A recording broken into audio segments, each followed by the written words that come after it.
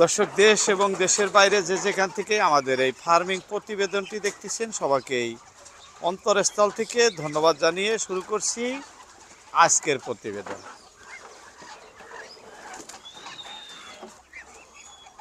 দর্শক, সবারই একটি কমন সমস্যা, খামার করে লাভ হইতেছে না, কি করলে লাভ হব, এই একটা মনোভাব অনেকেরই মনে এটা জাগ্রত দোলা দিয়ে থাকে সব সময়। হাঁস পালন করি, যেভাবে ইউটিউবে দেখি বা যেভাবে অন্যের মুখে শুনি, অন্যে যেভাবে খামার করে আমার খামার ঠিক সেইভাবে হইতেছে না, কি করলে হব, এই একটা সবারই মনে এই কোশ্চেনগুলো কিন্তু আমাদের ঘুরপাক খেয়ে থাকে। অনেক ভাই বেকার আছেন, তেনারা বিভিন্ন প্রকারের হাঁস, মুরগি, গরু, মহিষ বিভিন্ন প্রকার খামারের সাথে জড়িত বা কৃষি বিষয়ক মানে শাকসবজি বা ইত্যাদি বিভিন্ন ধরনের ফসলাদি চাষ করেন, এরকম ধরনের অনেক ভাই আছেন। কিন্তু যে হিসাবে আপনারা ইউটিউবে দেখেন বা বাস্তবে সেই ধরনের করতে পারেন না বা হয়ে ওঠে না, এর কারণ কি? দর্শক, এর মধ্যে কিছু করার বা জানার আছে, যেগুলো না জানে করলে এই ধরনের সমস্যা হয়ে থাকে।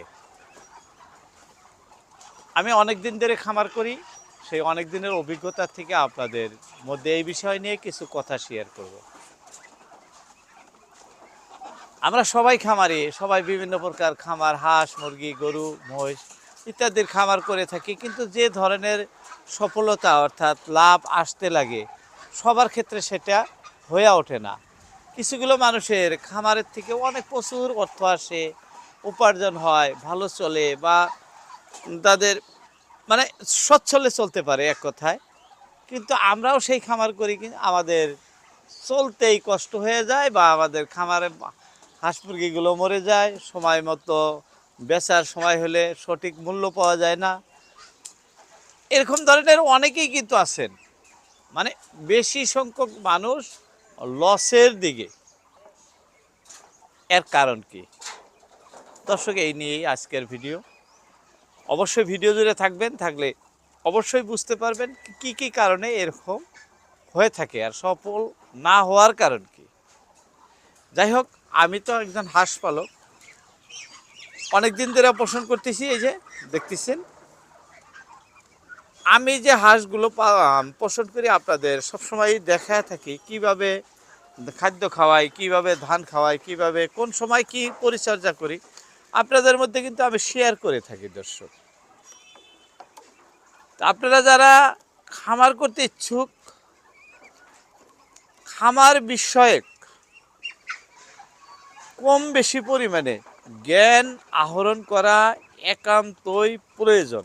একেবারে যদি না জানে শুরু করেন, সেই ক্ষেত্রে আপনাদের এই সমস্যাগুলো আসে।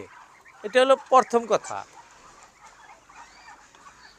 দ্বিতীয় কথা, আপনি যে বিষয়ে খামার করছেন বিক্রি করে লস হয়ে যায়, এর একটা কারণ আছে। আপনি হাঁস বা মুরগি যেটা নিয়েই খামার করেন, সেই বস্তুর বাজার মূল্য আপনাদের স্থানীয় মার্কেটে কীরকম সেটাও আপনার জানার বিষয়। যদি দেখেন যে না, বাজার মূল্য নিম্নগামী, অর্থাৎ বাজার মূল্য এই হাঁসের হোক বা মুরগির হোক স্থানীয় মার্কেটে তত একটা ভালো না, সেই ক্ষেত্রে করলেও লস হয়ে যায়। আরও একটি খুব জরুরি কারণ, সেটা হলো আপনি যে হাঁস মুরগিগুলা উঠাইছেন আপনার খামারে আর আপনি যে বিক্রি করবেন, সেই সিজনটা কোনটা? এর ভিতরে দুইটা সিজন থাকে। একটা হলো বাজার মূল্য কমে যায়, যখন গৃহস্থর মালগুলো বাজারে আসে তখন খামারিদের মানে কিসের খামারের পশুগুলা বা পাখিগুলার বাজার মূল্য কমে যায় এভেলেবল যখন গৃহস্থর আসে। তে আপনি এমন একটা সিজন পছন্দ করে নেবেন, এই যে যেমন এই সময় যারা মুরগি বা হাঁস পালন করতেছেন, এখন কিন্তু বাজার ঊর্ধ্বমুখী, বহুত দাম মার্কেটে। এখন আমার এই হাঁসগুলো আমি আগে বিক্রি করতাম কত, 1700-1800, খুব বেশি হলে 1900, এর উপরে কিন্তু স্থানীয় মার্কেটে বিক্রি হতো না।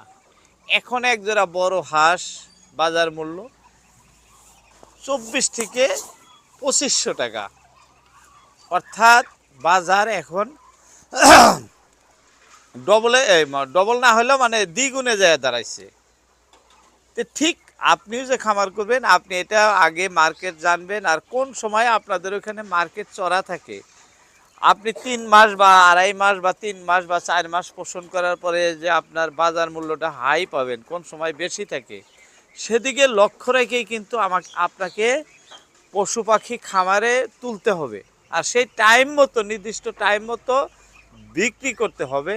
তার পরিচর্যা, যত্ন, খাদ্য, মানে করণীয় যে কামগুলো খুব ভালোভাবে গোছায়ে করতে হবে, তবেই না আপনার খামারে লাভের আশা। তাছাড়া আপনি লাভ কি দিয়ে পাবেন? তাই দর্শক সবাইকে উদ্দেশ্য করে বলতেছি, আমি নিজে যেভাবে করি আপনাদের সেইভাবেই বলি। আপনারা যদি ভালো বাজার মূল্য, ভালো মানে বিক্রি এসব ভালো পাইতে চান, তাহলে সঠিক সময় নির্ণয় করবেন আর সেই হিসাবে বাচ্চা উঠাবেন। বছরে 3 থেকে 4 বার যদি আপনি মানে হাঁস বা মুরগি উঠায় বিক্রি করেন, 4 বার, বেশি না, 4টা বেশ, তাতে অনেক টাকা আসবো। আর এমন সময় থাকে যে সময় একেবারে বাজারের নিম্নগামী থাকে, ওই সময়টা খামারিদের জন্য, যারা বাণিজ্যিক খামার করেন, মানে মাংসের জন্য বিক্রি করেন হাঁস মুরগি, তেনাদের জন্য ওই সময়টুকু না করা বেশি ভালো।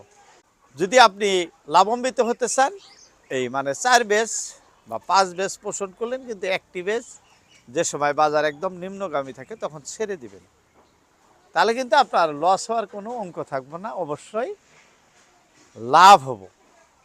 আমাদের অনেকেরই এই ভুলটা হয়ে থাকে। যাই হোক, আজকে আর নয়, কথা বলতে বলতে অনেক কথা বলে ফেললাম। কথা বলবো আবারও অন্য কোনো ভিডিওতে। আসসালামু আলাইকুম।